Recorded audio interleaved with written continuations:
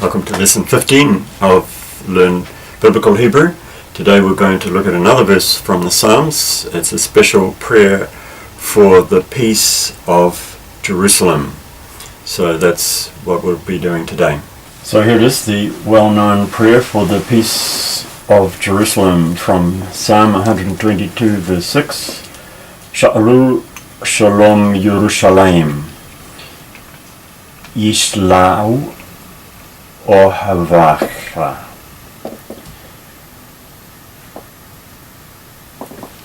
So letter by letter translation is there, and then word for word ask.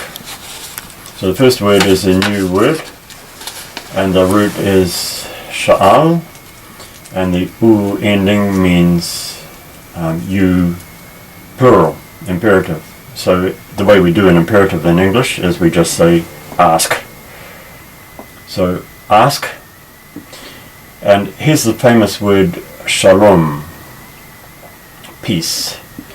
It's normally shalom with an a vowel, but because of the place that it comes in the sentence here, the vowel is shortened and it's just written as shalom. Yerushalayim, that's Jerusalem. So the form of it here is quite different to the form we have in English. Names always change when they go from language to language, all the more if they have to go through other languages in between, and that's the case here. Interestingly, it has the sh. Yerushalayim. It has the sh sound, but in English, even though we have the sh sound in English, we just make it an s. Jerusalem. Salem. We could say Jerusalem because sh is a sound in English, but the sh got changed to s on the way to English through Greek and Latin, which don't have that sound. So in a way, it's a pity that we've unnecessarily changed the word. And the first letter also was a Y, Yerushalayim, and it's been changed to a J, just like exactly the same as what happened to the Y at the beginning of Yahweh, which got changed into a J in the word Jehovah, just because of the history of the way that those letters were used to represent different sounds in different languages. Now, prosper. This word means prosper, and it's an imperfect third person plural, and it's like a wish. May they prosper. And here's this word again, ahav, meaning love.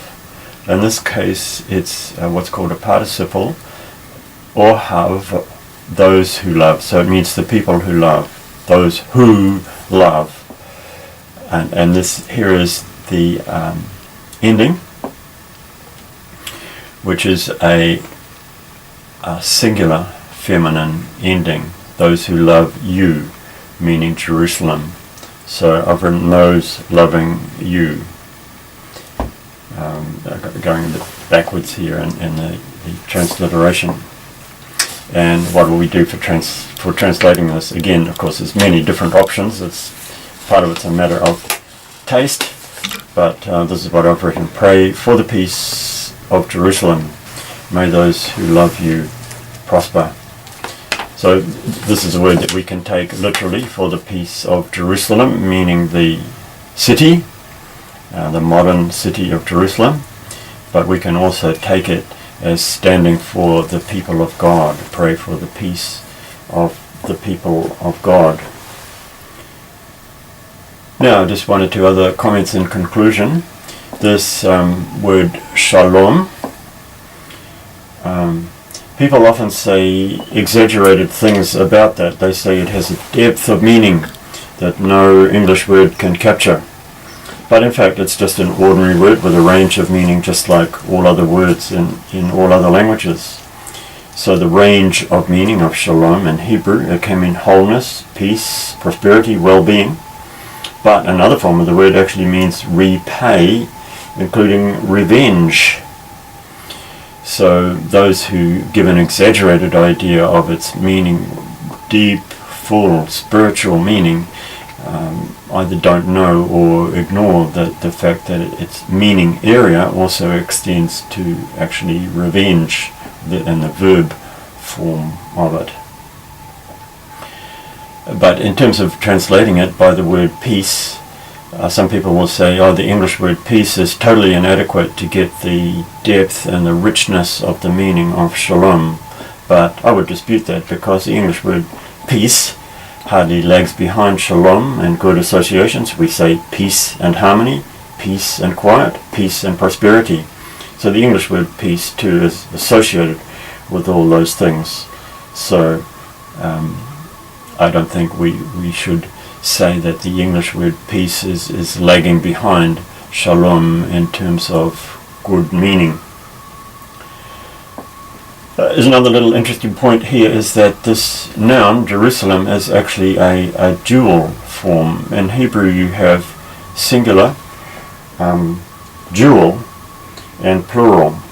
So the dual ending is normally ayim, so that's what we have here. Layim, Yerushalayim. So it's got the two vowels here. Sometimes it's carried also by a little y there, but here we don't have it. Yerushalayim. So the ayim form indicates a dual. So it's interesting that the city is actually a dual form. Actually, it's not all that uncommon in ancient times and in modern times for cities to have plural forms. Think of Athens. That is actually a plural form with the S on the end. It has the plural form because the Greek form of it also was plural.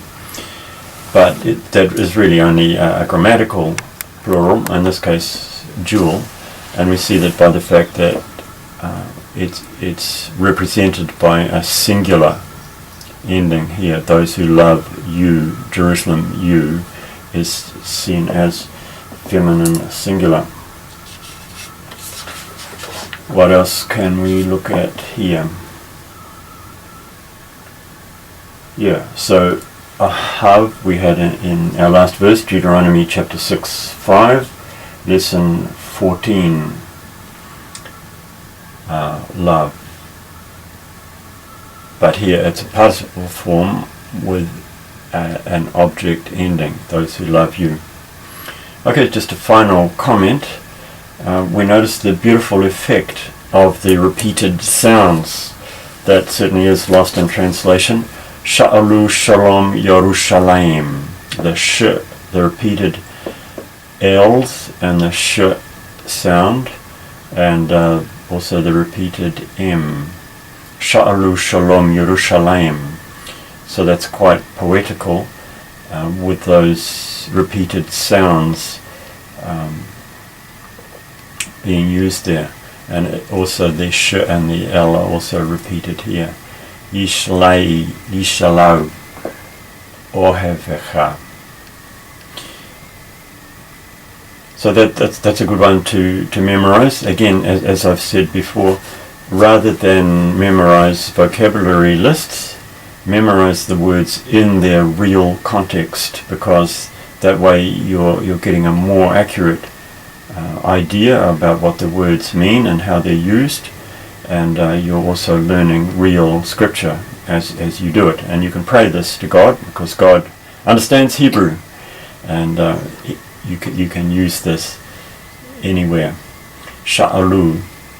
Perhaps just a word about sha'alu. The basic meaning of this is ask, so, but it's often translated as pray, because pray, since we are asking God. But we could translate it, ask for the peace of Jerusalem, the peace and prosperity of Jerusalem. May those who love you, Jerusalem, prosper. Sha'alu, shalom, Yerushalayim.